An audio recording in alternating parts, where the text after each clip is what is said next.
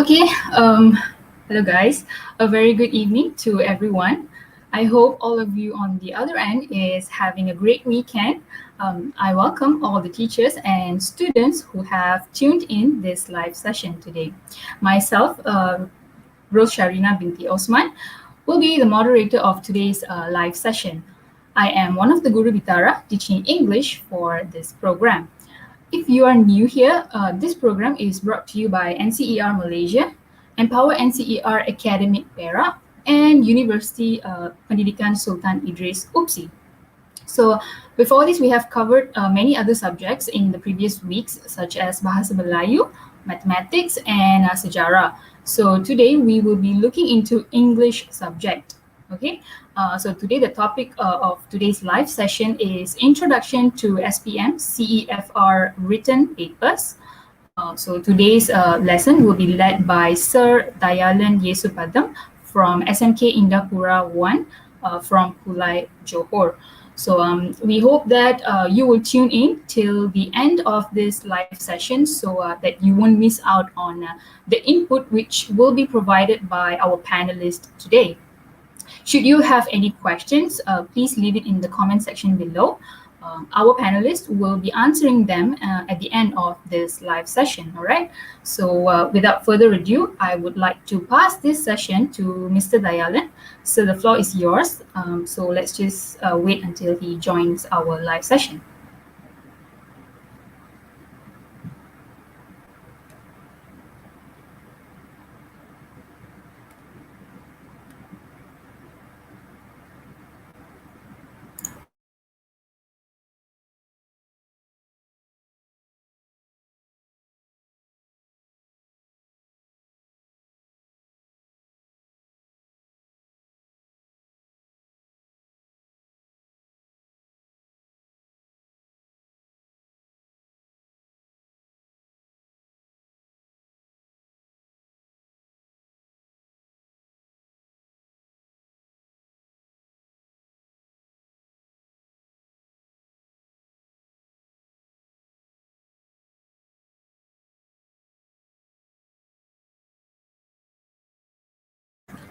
So in the meantime, if you can call, you can ask your friends to join. Okay.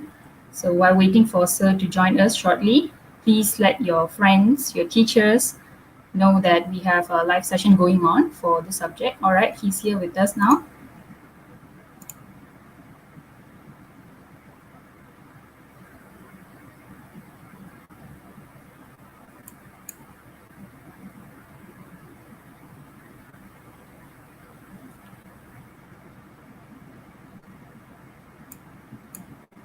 Okay, maybe there are some technical errors trying to connect.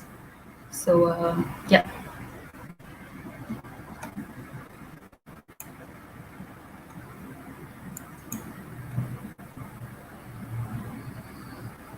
And those who are watching at the moment, you can also put your comments in the chat box there. So later on, we will try to read your question if the time allows us, okay, depending on how long we take to present. Okay, then later on, we can read your questions. If you have any doubts, you can always feel free to drop your message so that we can answer them. All right, he's here with us, sir. Good morning. Oh, sorry, good evening.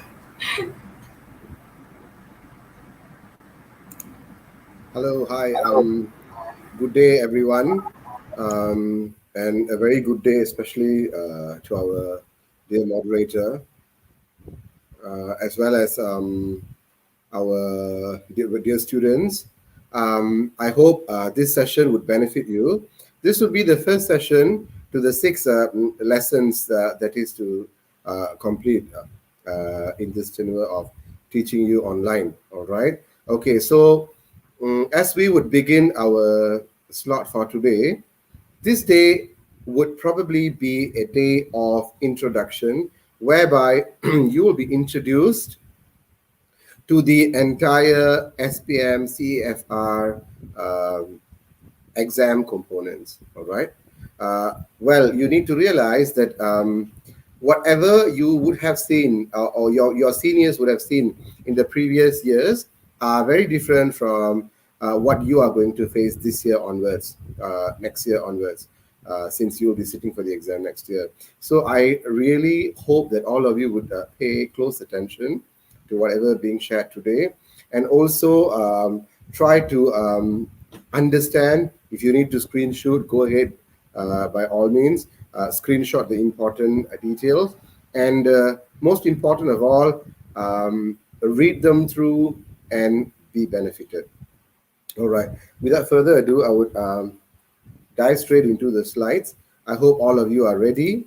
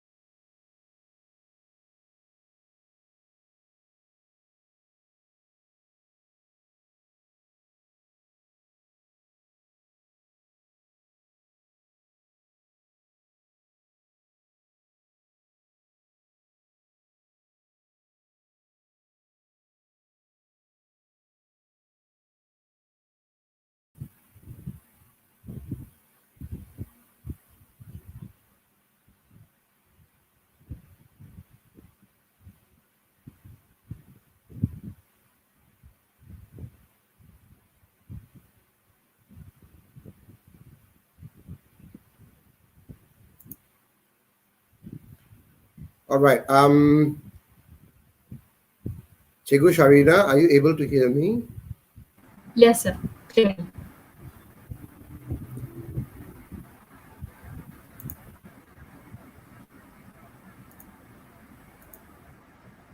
All right. Okay. Please do not mind the technical glitch, because there are obviously technical glitches with technology. So I'll be sharing the presentation, and students, please pay close attention. All right. Great. Can you all see the slides?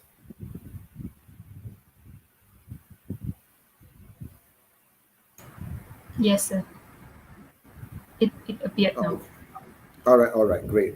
Now, introduction to SPM English, CEFR paper 1 and paper 2. Now, English, so we have an English picture there. All right, now let's move on to the next slide. Basic criteria. Okay, basically for this CEFR SPM English, we have 4 skills: writing, reading comprehension or use of English, okay, listening and speaking. So you will be tested on all these 4 bases. Okay. Now, for you to ace through these skills, there are two fundamental requirements, two basic requirements, two basic necessities. Okay. So, students, you will have to get this clear. First, language proficiency. And the second one is technicality. All right. Now, your entire SPM paper can be ensconced to these two requirements. You have your language proficiency, your language is good, your mastery of English language, as well as technicalities. Now, when we talk about technicalities, it means understanding the requirement of the questions. Memahami kehendak soalan. Okay, penguasaan bahasa and memahami kehendak soalan. So technicalities means understanding the requirements of the questions. All right. Okay. So are you clear with this? We'll be moving on to the next slide. Okay. This is something all of you are very familiar with. Okay. This is format instrument peperiksaan SPM mulai tahun 2021. Now, what is very important here is this. You need to see there are 4 papers. Paper 1, Paper 2, Paper 3, Paper 4. I want you to understand that because I still do get a lot of students asking me if essay is more important or reading comprehension is more important. And just because you've got 3 essays and it is 60 marks, therefore essay is more important. No, no. Okay, let's look at Jumla Marka. For paper 1, 40 marks, which is reading and use of English. For paper 2, 60 marks, which is writing. For paper 3, 20 marks only, which is speaking. And for paper 4, which is listening, 30 marks. However, dear students, the weightage of each paper is fairly broken into 25%, by which I mean this 60 marks weigh 25%. This 20 marks weigh the same 25%.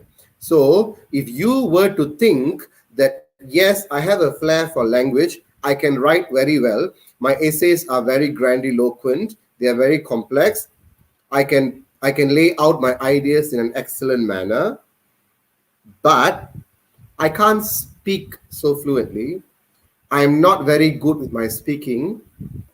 You could probably get this 60 marks, which would probably give you the 25 marks, but you wouldn't be able to get the 20 marks for you to get another 25%. So just in case, if you do extremely well here and you do extremely well here, but you do not do so well for paper 3 and for paper 4 as well, you can literally forget your ideas or your intention to get an A or A plus. It is that important. So remember, CEFR would gauge you in a holistic manner whereby all your skills are weighed, all your skills are put under scrutiny, and all your skills are evaluated. So you can be an excellent writer, but if you do not speak so well, you don't get through so well. Okay, now let's look at the time. For paper 1, the time given is 1 hour and 30 minutes. For paper 2, it is yet again 1 hour and 30 minutes.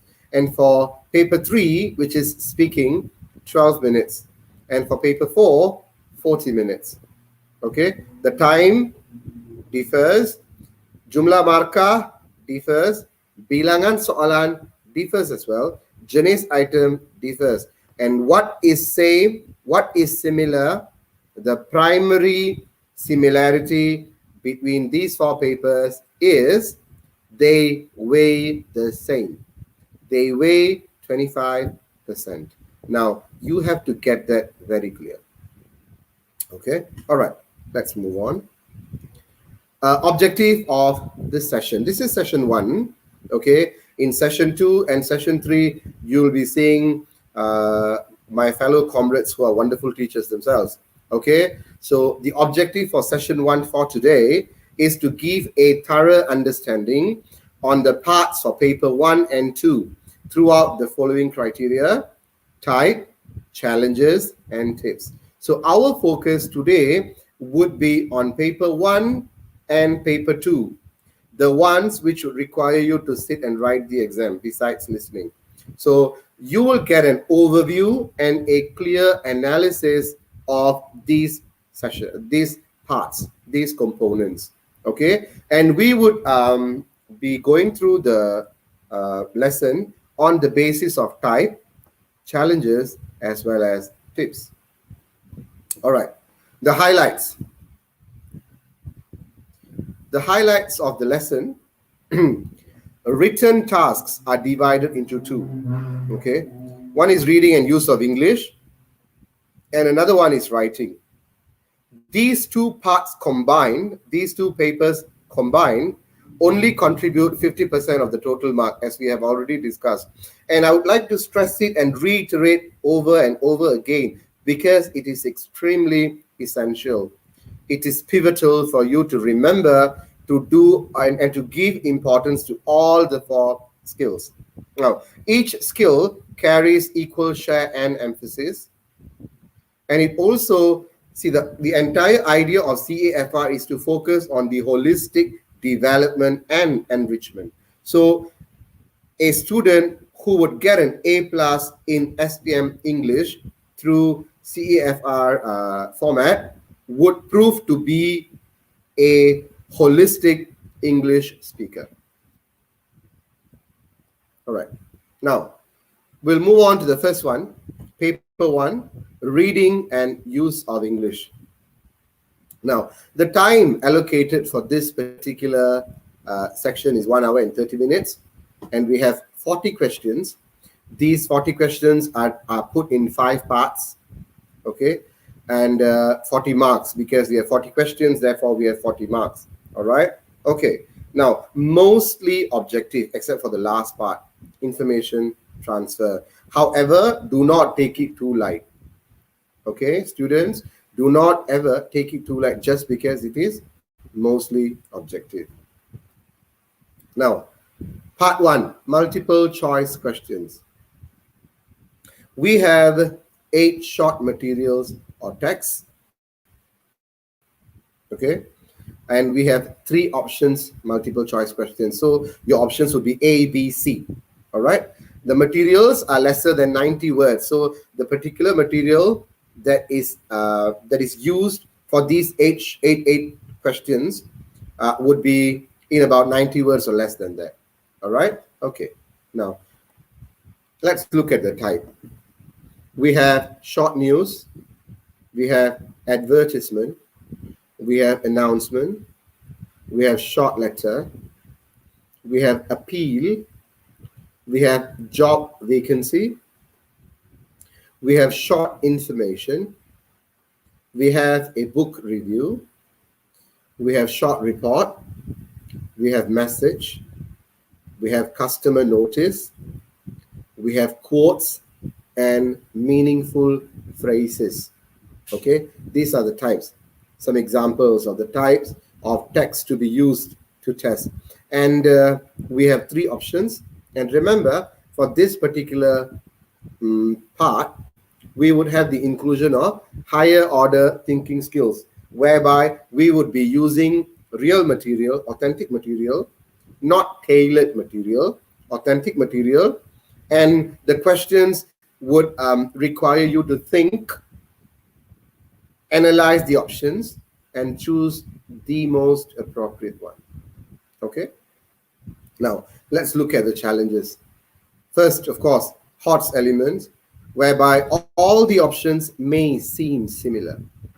All the options may look similar, so you have to choose the most important or the most appropriate answer. Okay. Now, vocabulary may also be a bit of a problem because we have not tailored. We do not have a tailored material. We do have an idea as to what we could possibly use. Okay, but it is not entirely tailored. Therefore, there could be words which are bombastic, words which are grandiloquent, okay, from authentic materials. Therefore, the language usage may also be on the higher end. And we would also have questions which would require you to think, because these questions can be very it can have an ulterior meaning. Okay, it is not direct at all times. Okay, and you also need to understand that you will have to understand contextually. Okay, this is very important as far as English is concerned. For writing or reading and use of English, for all these parts, contextual understanding is of very high importance. Okay, now then moving on to the tips. Okay, how do you handle these sections? Now, some of you may be familiar with this questions. Some of you may not know. Some of you may have had gone through these parts. Now, let me tell you tips. The tips to handle multiple choice questions is to read the questions first. Don't read the text yet. English, generally, when there is a text and there are questions, always have the habit of reading the questions first. They would benefit you in two ways. Okay, they would benefit you in two ways. Firstly, you will get an overview of what is in the text. You will get an overview of what is in the particular text, however short it is, however long it is. Number two, you will narrow the scope for the requirements of the questions. Your the scope for the requirement of your question is really narrowed, so you could stay focused. Now, after reading the questions, and then read the options, read the text, read the question, and then you read the options: option A, option B, and option C. After that, read the text, and then you would be able to make a sound judgment, after which you would choose the most appropriate answer. So you have got to select the most appropriate answer. All right, moving on. Part 2, rationale close. So for this particular part, we would be using an extended text.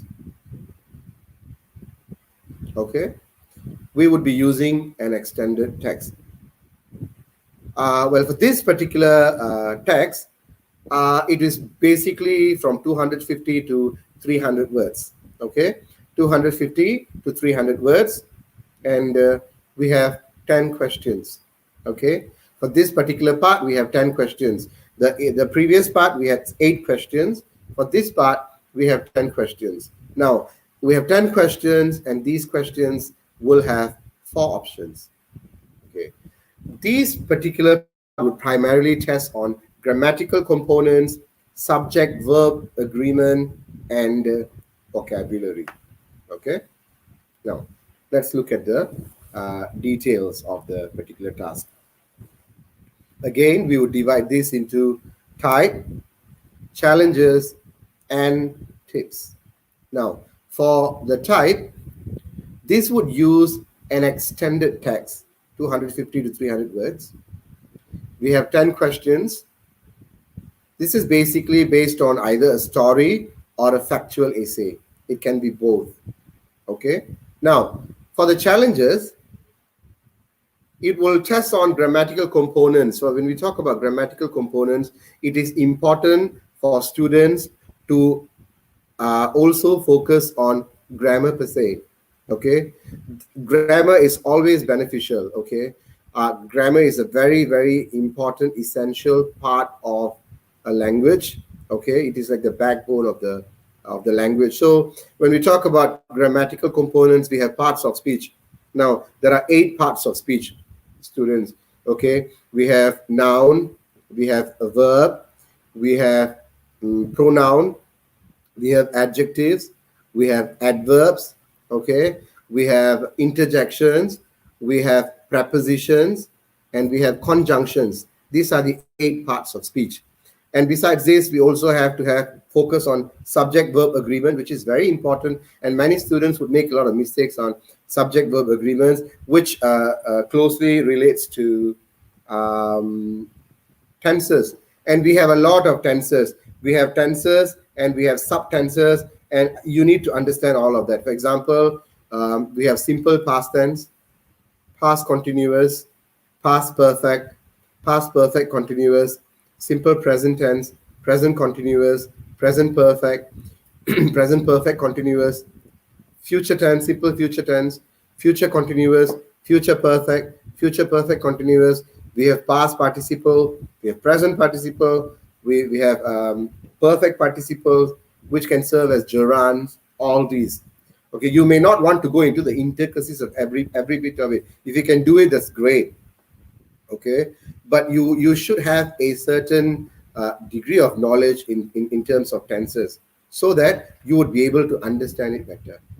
Okay, and then we have subject. That is very important for subject-verb agreement. Many times we would see, when even for your essays, you will be too engrossed in writing your essays that you overlook the tense part, and your tense would go intermittently relevant, and it would not be relevant, it would swim through a phase whereby it's suddenly in the present and suddenly it reverts back to the past and it comes to the future and all that.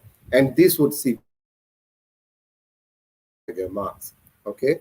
Now, we would also gauge you for this. The challenge here for this particular part is meanings, words, set phrases, sentences, or even at paragraph level. So you need to really understand it, understand the text, and study the options. So what are the tips now?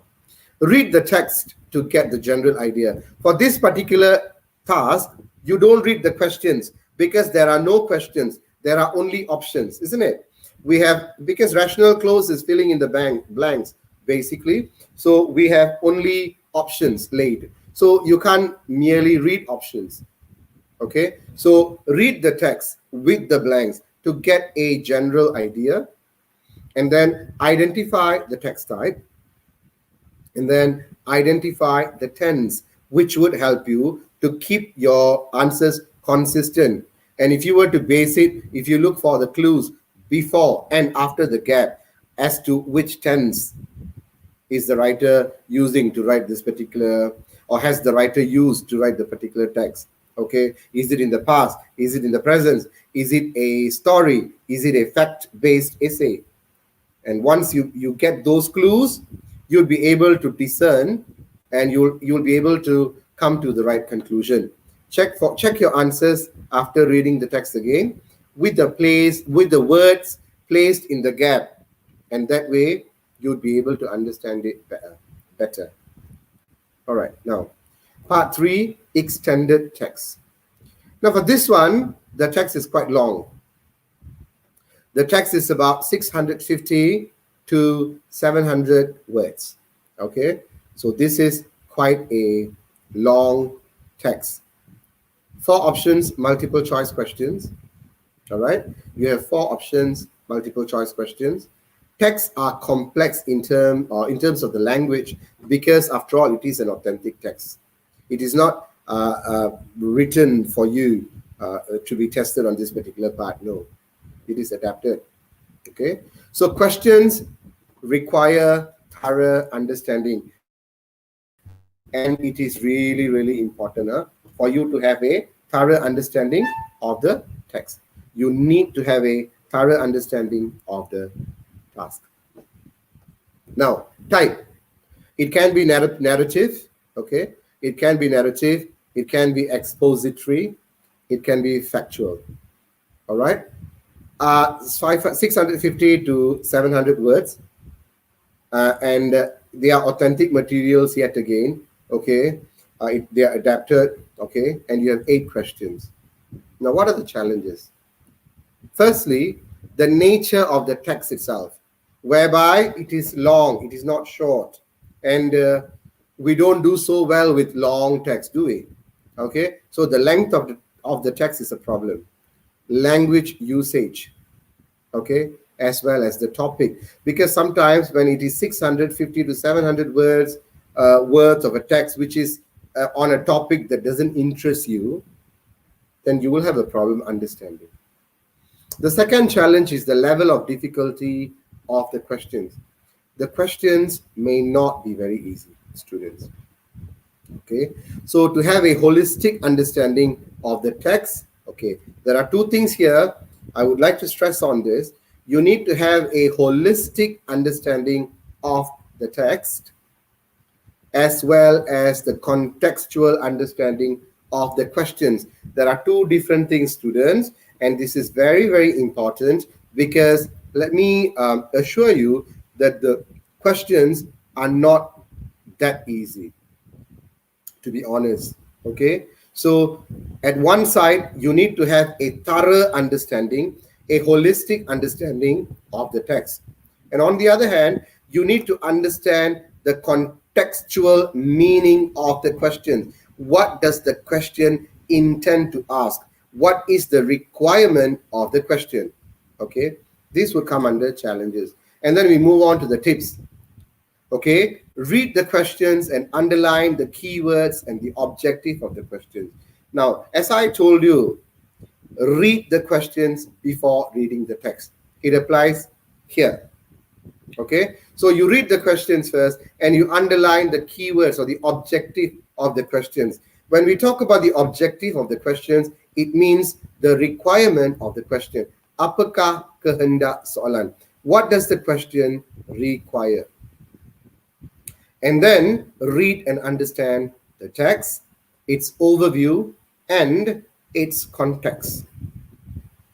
After that, get to the scope of the question and look for contextual clues.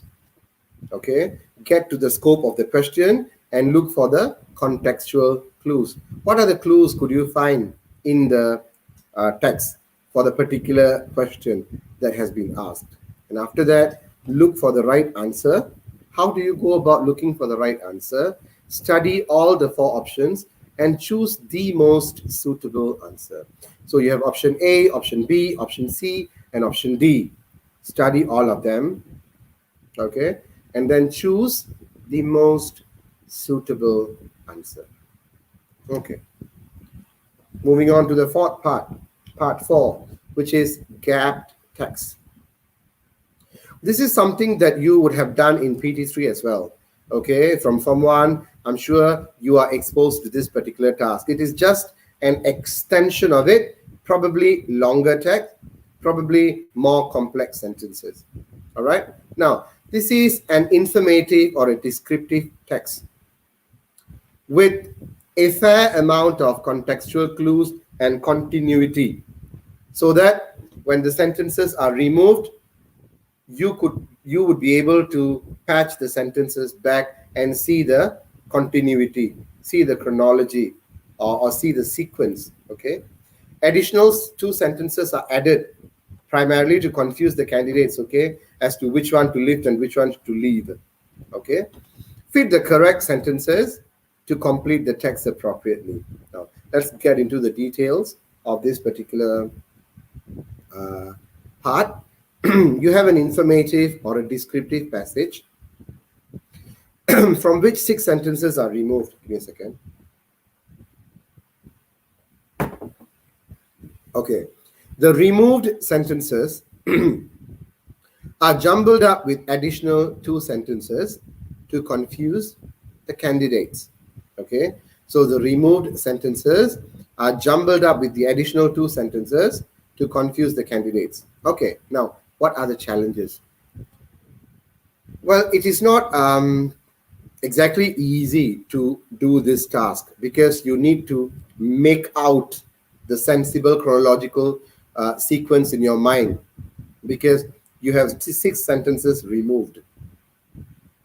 And the ability to make out a sensible chronological sequence in mind is a challenge. And then you have to you should be able to differentiate the additional 2 sentences and choose the most appropriate option with the clues given. Okay, now what are the tips? Read the text with the gaps, okay, carefully. Okay, read the text with the gaps carefully. After that, read the 8 sentences below. Look out for linkers between sentences and paragraphs. Study the flow of the ideas and the points which are being discussed, and then read the entire text to see if it makes sentences. So when you read the text with the gaps, okay, and then look at the 8 sentences, and then look out for linkers or other contextual clues before and after, and then study the flow of the ideas or the points which are discussed, and then place the sentences in the place where you think you should place it, and then read the entire text to see if the whole text makes sense or otherwise. And then from that way, if you think it is not perfect, then you can remove one and you can replace one, and you can make sure you fit it perfect, like a jigsaw puzzle. Okay, let's move on to part 5, which is information transfer. Now for information transfer, we have 8 subjective questions as well. Okay, various input type. Basically, they are very informative as to the texts themselves. Okay, and more than 350 words. The texts used for this part, they have more than 350 words. Okay, now the type, various extended texts, generally based on the studies that have outcomes. Okay, now the challenges, the ability to lift the correct answers, able to analyze and infer information, and also the tips. Okay, so when we focus on the challenge, you should be able to lift the correct answer and lift the allowed words, lift the answer to which the limit is stipulated. Don't exceed the limit. Okay, and able to analyze and infer the information. You need to have an understanding of the information for you to be able to take the information out and place it, position it in the blank, or in the space which is required. So how do you go about answering this task? Read the question. Read the question carefully to get the overall idea. Identify the answer based on the questions. Okay, identify the answer based on the questions. Do not overlift. Do not overlift. Don't, let's say the question says, or the rubric says you can only lift up to 3 words or not more than 3 words. Don't write 4 words assuming the word is only a single letter, therefore that is negligible, therefore with that I can add 4 words. No, every word matters. Okay, I'm not talking about every alphabet, but every word. If an alphabet is a word, then you need to be mindful to keep it within the confinement of the rubric. Okay, be mindful of the number of the words lifted. This is very important. Okay, if you don't abide by it, you would lose mark. Okay, now we are pretty much done with paper 1. Now we are moving on to paper 2, which is very interesting because I like writing. Okay, and this is where we have a wider platform to exhibit our language proficiency. Okay, now the challenge, however, is to keep it within the time. Okay, so paper 2, the time is 1 hour and 30 minutes, but there are 3 parts. Okay, there are 3 parts and we have 60 marks. Marking will be based on 4 criteria. What are those criteria? You should remember these criteria. Okay, we have content, communicative achievement, organization, language. Okay, it is good if you could memorize these so that you can consciously write. You can remember as you write. You can consciously tell yourself that you need to fulfill these 4 criteria, which are namely content, communicative achievement, organization, and language. Well, the band confinement is A1 to C1. However, by the end of SPM, we expect the students to get by B2. That is the target, B2. C1 is a bit higher, but I've included C1 because in the band confinement, we do have it. Okay. Now, this is the band confinement. A1 to A2, if you would fall into band A1 to A2, you qualify as a basic user of English language. If you would qualify to be categorized under band 1 and B1 and B2, you are an independent user. You are able to use English independently. If you would put yourself, or if you would you would be categorized under C1 or C2. You are a proficient user. You are a proficient user of English. Now, for CEFR SPM, Malaysian students generally are expected to meet the requirement of hitting B2 as independent users. Okay, let's move on. Now, components of a good essay. What is required in a good script? What is needed in a good script? Now, you just compare yourself. Think about yourself. Think about your body. Think about you. Compare yourself to a good essay. Now, you would want to look beautiful. You would want to look cool. You would want to look handsome. How do you look good? By maintaining a good skin, because your face, your head, your entire body is covered by skin. If your skin is not very smooth, if your skin is not flawless, I'm not body shaming anyone. I'm just giving an example. If your skin is doesn't look so flawless, then that is slightly defected. If your skin is defected, or it is patched, okay, then you won't look as attractive or as good as you can look. So skin plays a very important role.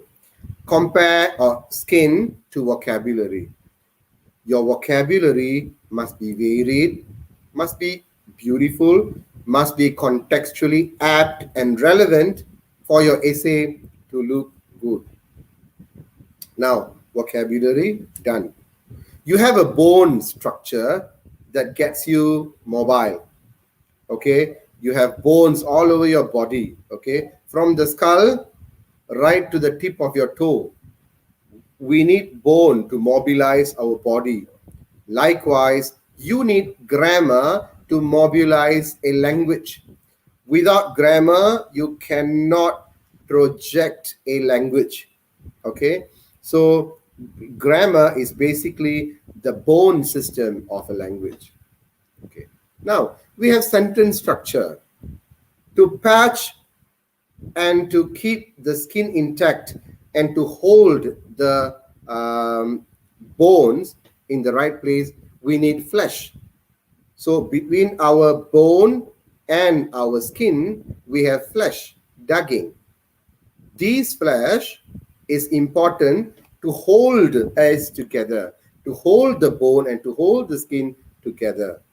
So this flesh is the sentence structure. The structure of your sentence. We have compound sentence, we have complex sentence, we have simple sentence, we have active sentence, we have passive sentence, we have a combination of a compound and complex sentence. So your essay will have to have a variation of sentence structure to look strong, to look solid, and to look good. And lastly, now you have good skin, you have a perfect bone system, and you have a perfect flesh holding the body together.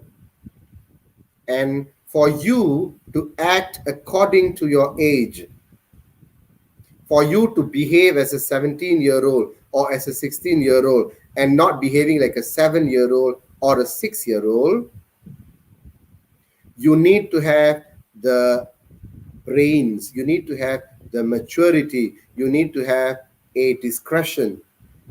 Okay, well, that discretion and discernment is the maturity in thoughts and ideas. Now you can be mobile, you can walk about, you look beautiful, you look very fit, you are hale and healthy, but to mobilize you and to bring yourself about as a mature 17-year-old, you need maturity in thoughts and ideas. Now, let me tell you, students, vocabulary, grammar, and sentence structure. This you can learn.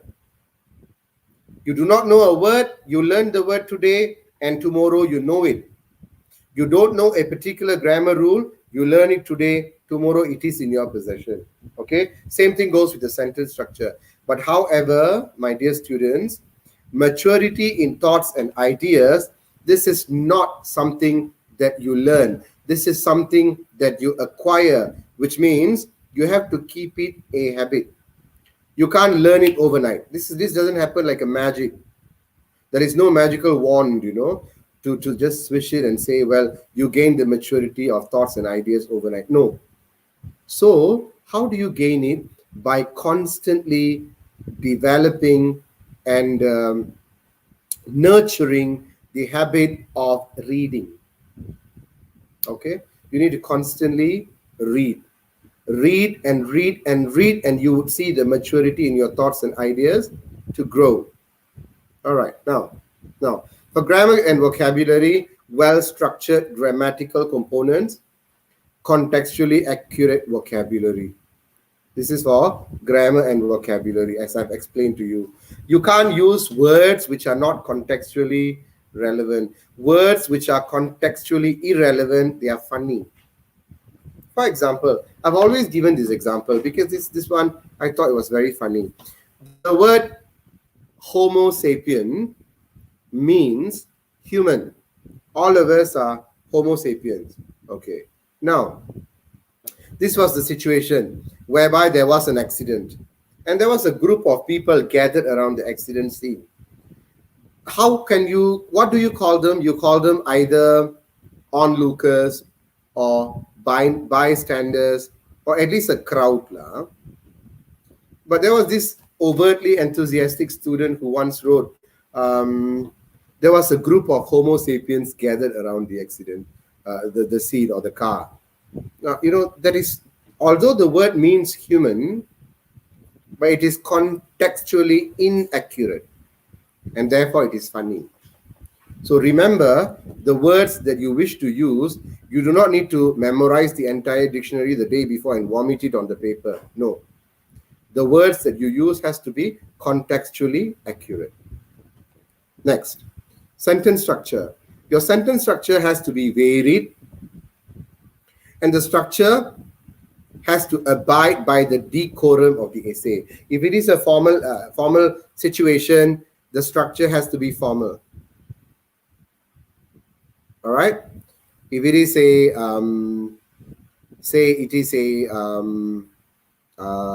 story, then it can be on a relaxed tone. Okay. All right. Now, maturity of ideas and thoughts. This is the next part. Okay. Here, ideas developed are mature and up to the mark. Because you're a 17-year-old, your ideas must be as mature as a 17-year-old. If you were to write like a 5-year-old or a 10-year-old or a 12-year-old, then it doesn't reflect on your maturity of ideas and thoughts. Okay?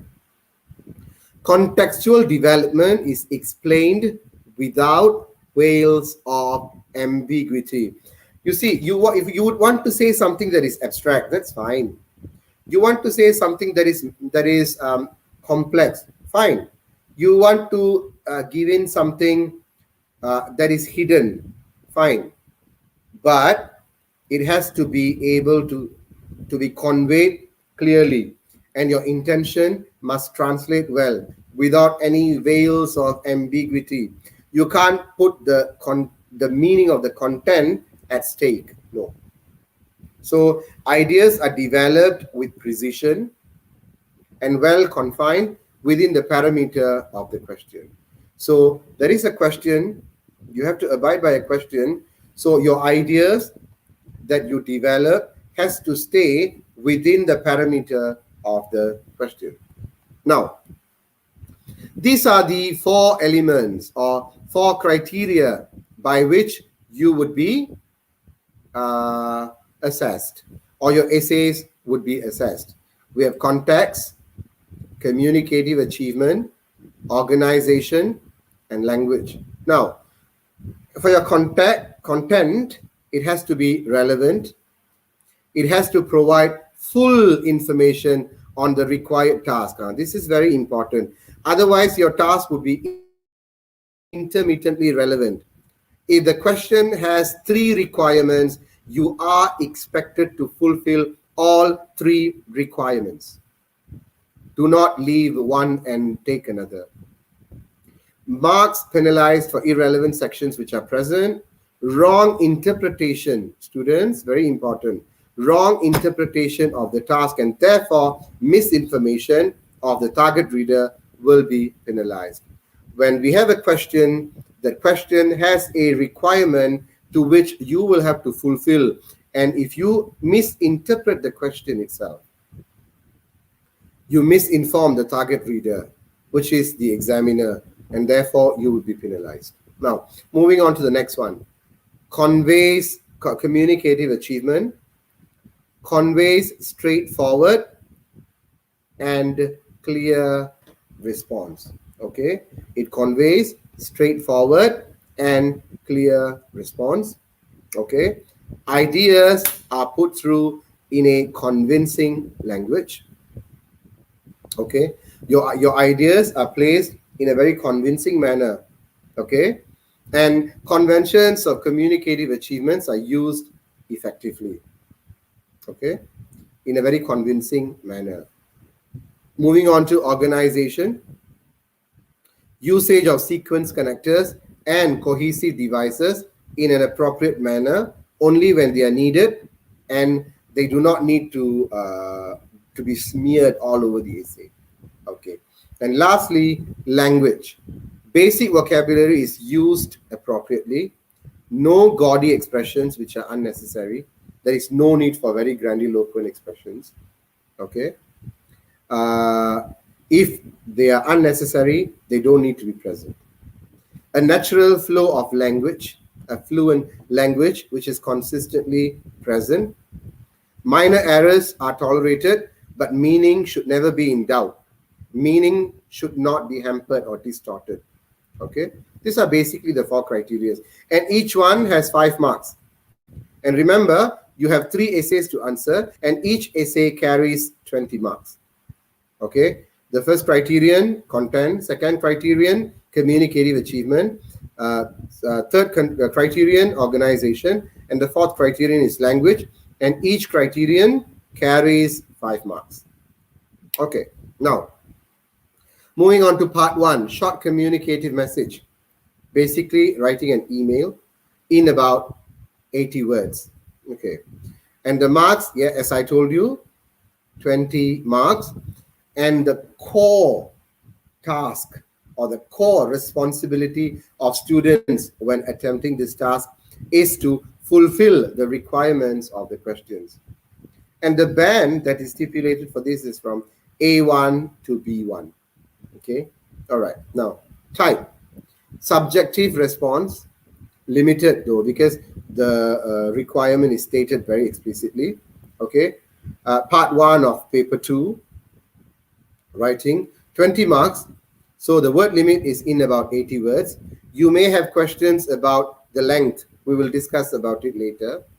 It's mostly email or a short message. Now, the challenges: understanding the requirement of the question, listing out the task requirement, getting the balance of keeping within the confinement of a word limit stipulated. So getting the balance, I'm not saying that it has to be within 80 words, not necessarily.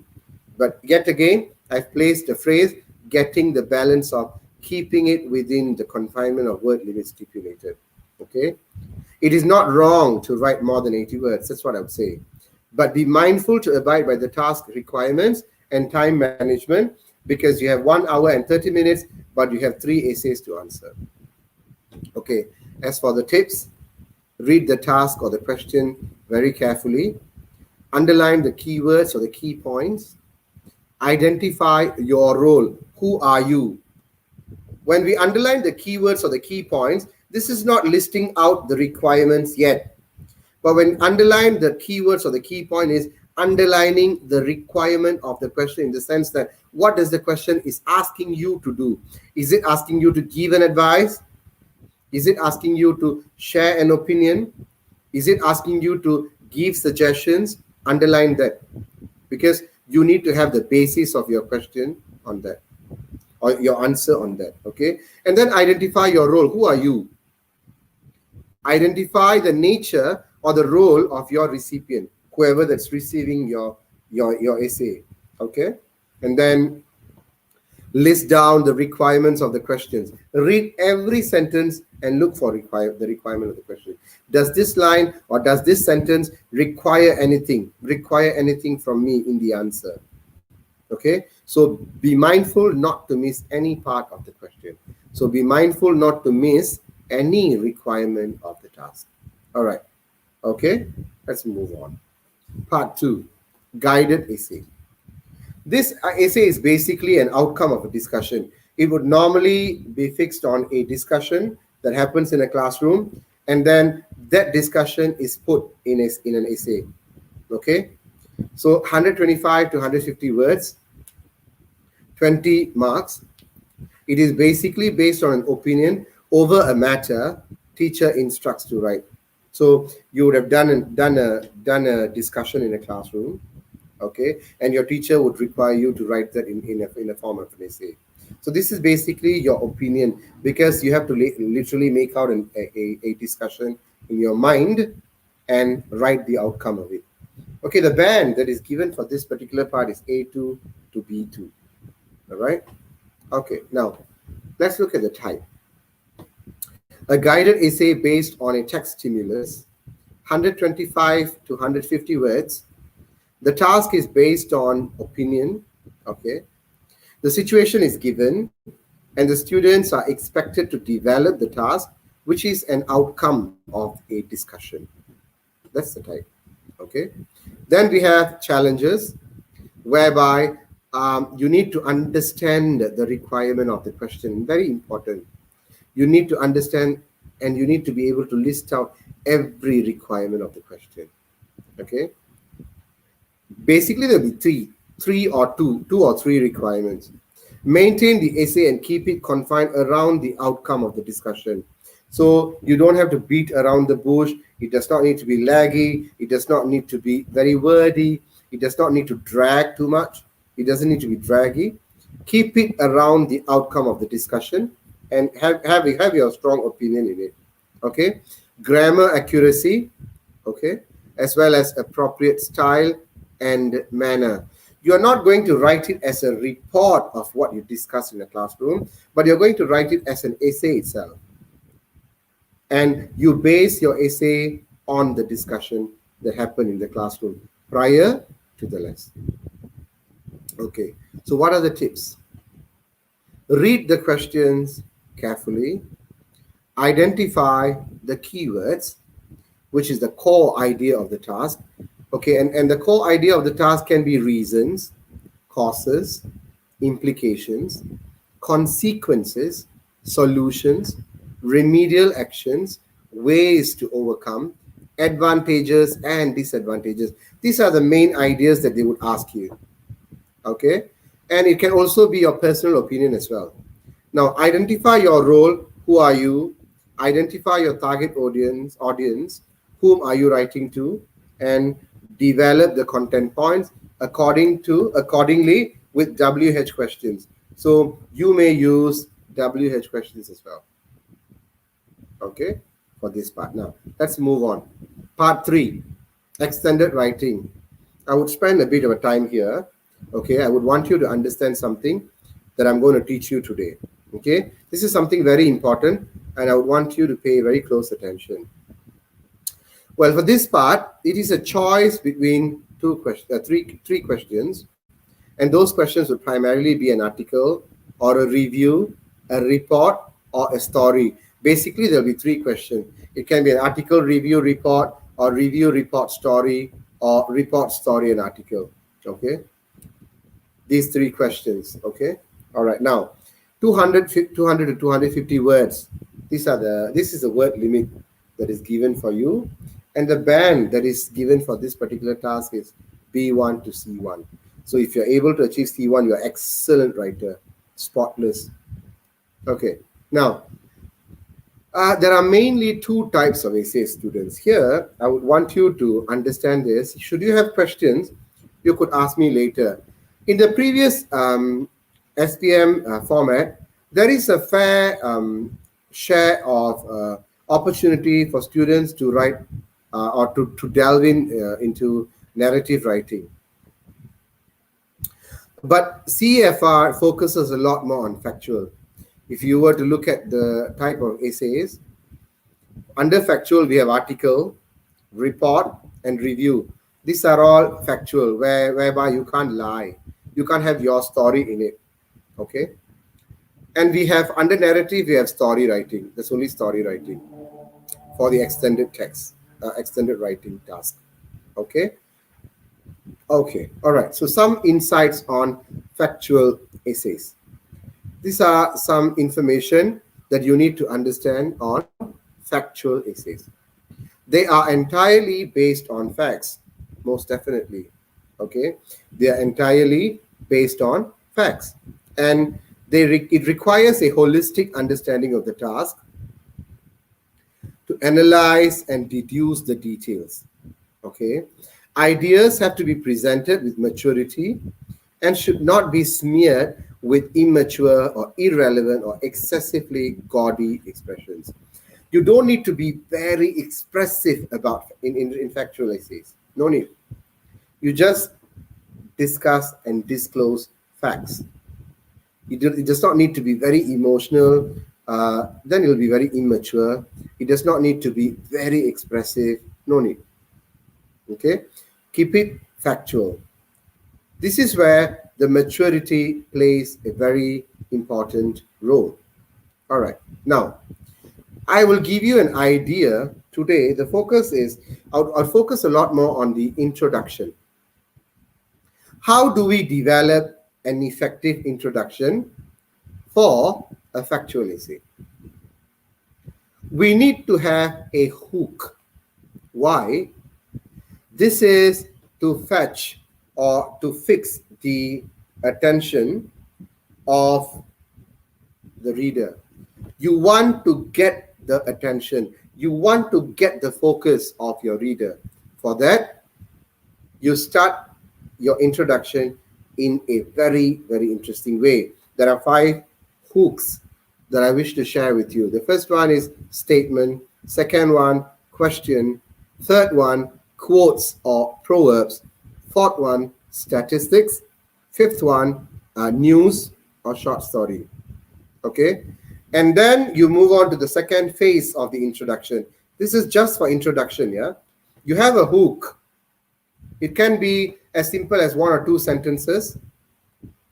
And then it is continued with the link to the task without revealing the task yet. Don't immediately get to the task yet, especially for extended writing. Okay? You bring it in a very interesting way. And remember, how a phase is important to a body, so is an introduction to an essay.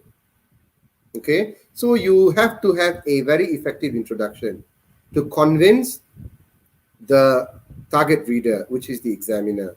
So the interest of the examiner or the interest of the reader generally is aroused. Okay, is aroused, and then it is sustained throughout the essay. So we have a hook, which can be either one of those 5. And then you link to the task without revealing the task. And then you move on to introducing the task. Now, types of hooks. We have statements. We have questions. We have news, a very short news or a short story. Okay?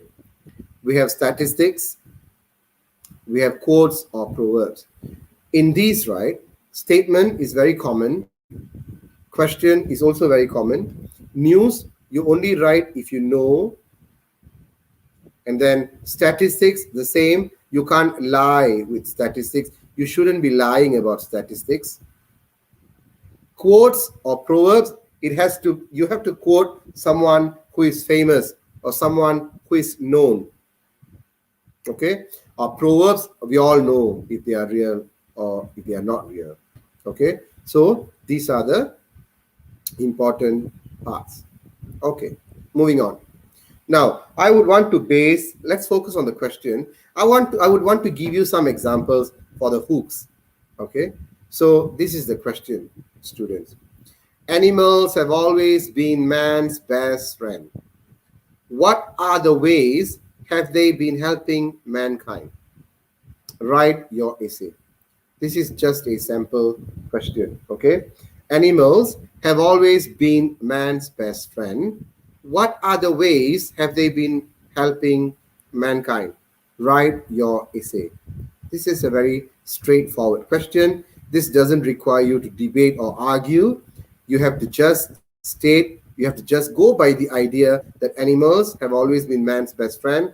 And what other ways have they been helping mankind? Now, this is talking about animals. So, how can you put your hook? I will give you an example for every hook. First one, news or short story. Dolly's story has been very inspiring. Upon the owner's demise, this thoughtful dog had been visiting its owner's graveyard almost every day. On a fateful day, the family members noticed that it did not come back. Knowing that it would have been at the graveyard, they rushed to the graveyard only to find out that it had died there by the graveyard of its dear master. This is a short story or a short news. This kind of introduction would interest the examiners. This is something new. Okay, example 2, statistics. Of the animal species covered under the Animal Welfare Act, 60% were involved in experiments where they experienced no pain and therefore no anesthesia was required. 33% were involved in procedures where they experienced some pain and or required anesthesia.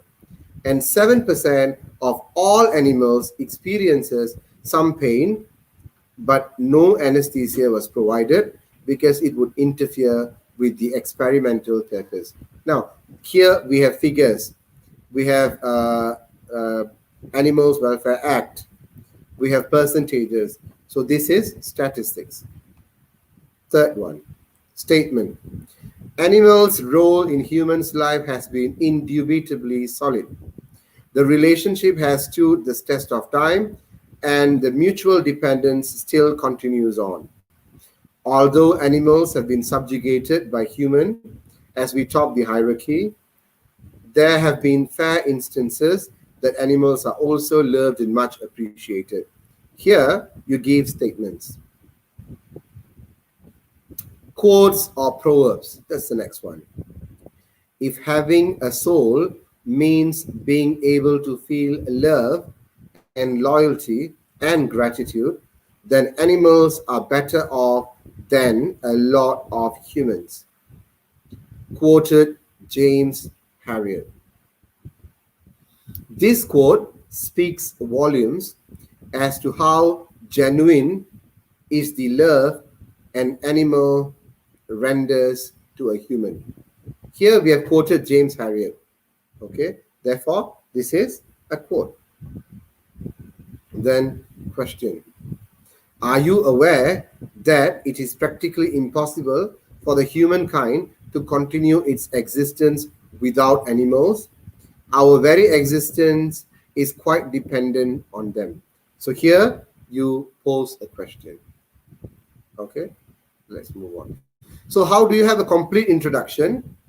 You have a hook whereby you have a statement and then you have a question, you have quotes or proverbs, you have statistics or you have news or short stories, and you have seen those examples. And then we would move on to link to the task. Okay, so you can use either one of those. And then how do you link it to the task? You can say it is for the very valid reasons that we cannot do away with animals and eradicate their existence from our lives. And then you introduce to the task, Animals are very useful to human in various ways. Right? Okay, let's move on for the content point development. Uh, how do you develop your content? Okay, for content, there is this method that I've innovated. I call this the mere method for fact-based essay. Mere method stands for main point, elaboration, example, and reiteration of main points. So here in main point, you state the main point clearly and with precision. Okay, the main point is stated very clearly and with precision. And then you move on to elaboration, whereby you elaborate the main idea. Here, the main point is stated in a highlighted manner, as in it is just there in one sentence.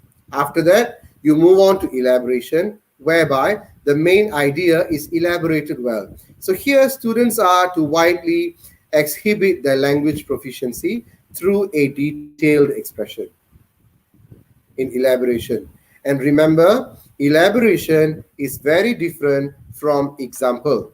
Okay, so when you move on to example, the main idea is developed with an explicit example which is clear, which is direct, which is specific, and in depth. So for you to highlight the example, you can use phrases like for an example, to exemplify, to illustrate, or for an instance.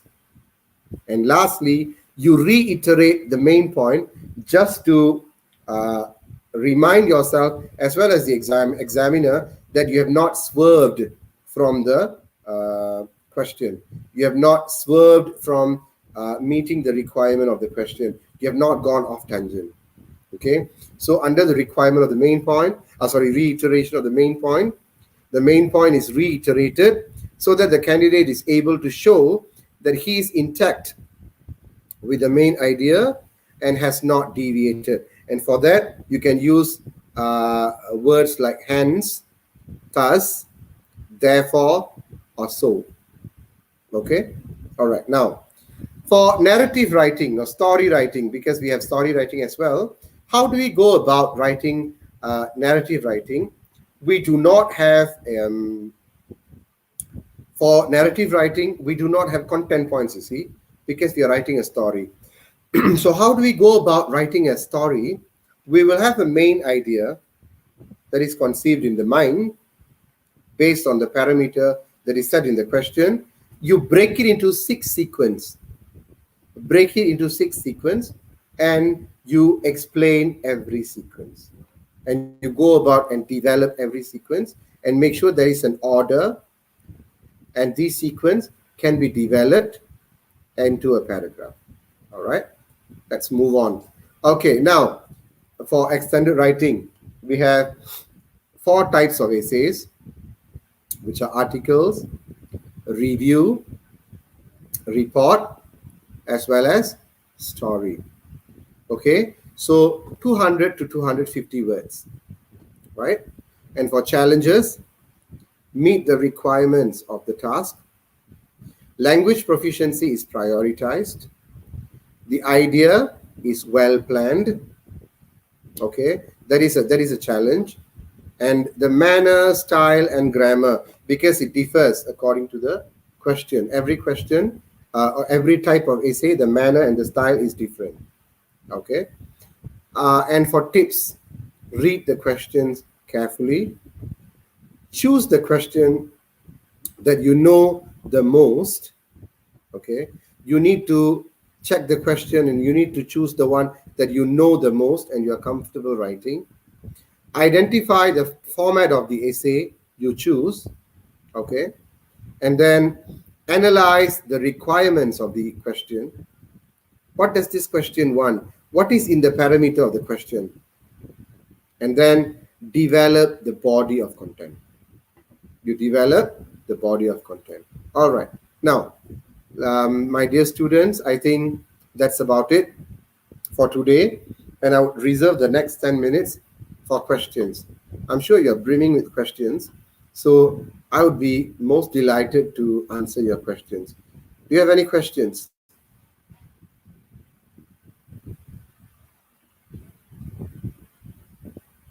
Or probably Teacher Sharina, you can go through the questions.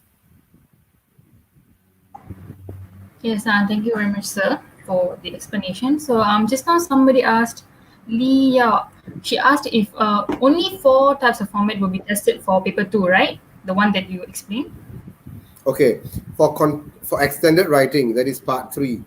Okay, extended writing, which is part three, we have four types of essays. Okay, we have article, we have report, we have article, we have report, we have review, and we have a story, a narrative writing. Yes, these are the four types of essays to be tested. Yes. All right. Students, you can ask questions. Do you have any questions?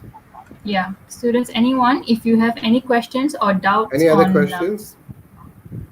written papers, you can put it in the chat box. We will try to answer them.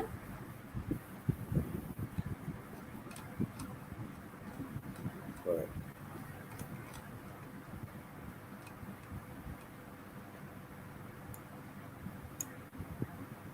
Okay, while waiting, sir, I receive a lot of Well, questions on. basically, I would like to stress again on the point that it is basically managing between the requirement of the question.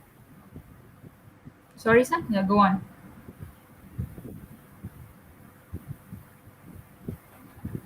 Yeah, you're receiving a lot of questions on. Oh, okay, okay. I think there is a delay on both of us speaking, but yeah, I'll just get the question through. Yeah. So what I Students was have saying been. is the balance between writing, fulfilling the requirement of the question, and also putting forth your idea. Sorry, sir. Sorry, I think there are some technical errors here. But yeah, they were asking a lot of questions on how to write Yeah. paper two. They are very concerned on paper two actually compared to paper one. So what is your advice? So maybe quickly you can let us know for paper two. All right. Okay. First and foremost, all right, great. First and foremost, I do not think you should be too alarmed or too concerned about paper two, because you should give every paper the equal importance. So kindly remove the stigma that you need to produce excellent essays to be able to get well. Producing excellent essays is very important. I would want you to write very well, but remove the stigma, because together with that stigma, you would have a lot of pressure. Just have a balance between getting the requirement of the question. You need to understand the requirement of the question, okay, and write essays to fulfill the requirement of the question. And at the same time, make sure you have very minimal grammatical mistakes. But how do you produce essays with minimal grammatical mistakes? If you were to ask me that, I would say it starts with reading. Without reading, you can't write well. If you write well, that means you read very well. You read a lot. That's what I would say. Yes. All right. Thank Any you, other sir. questions? Right.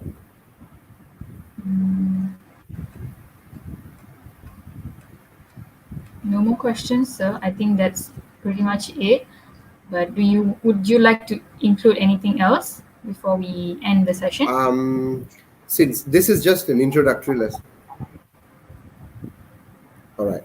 Well, this is just an introductory lesson, and I shared some tips on how to develop interesting introductions.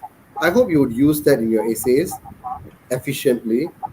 And besides, in the days to come, we would have more sessions, and in those sessions, we'll give a lot more examples, okay, as to how would you handle certain parts and what is required to handle certain parts and how would certain parts look like. Okay, we'll go in depth of and with examples of passages and paragraphs. and from that and through that, the students will be able to understand every part better.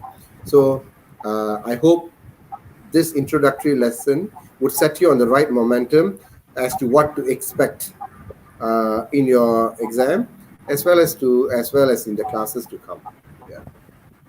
So I think that is all from me. All right. Okay. Thank you very much. Okay, sir, before we end, I think somebody asked if you can answer this question. Can we use song lyric as a hook? Somebody asked. Why not? Why not? If they are relevant, if they are suitable, if they are contextually adaptable, why not? Yeah, you Okay. can. All Especially right. for a story writing, it'll be very interesting. Okay. Okay, thank you. Yeah, so far I think that's All all right. for today's lesson. Thank you guys, everyone. Thank you for tuning in until the end of this live session. And also thank you so much for the enlightenment on the written papers. It was indeed very informative, concise, and comprehensive. We hope that the students have clarity now on how to go about tackling the questions for the written papers. Okay, so before we end the session, I would also like to take this time to thank everyone, all the students, the teachers, and also our panelists, for spending the weekend night with us in this live session. And I hope this session is beneficial and helpful to prepare the students for their English SPM paper. To all the viewers, be it students, teachers who tuned in until this very moment, thank you so much. Stay tuned for the next subject, which will be conducted next week. Same time, same day. All the updates will be given to you. So, yeah, watch the space. And thank you very much, everyone. See you guys very soon. Have a great night. Thank you, guys.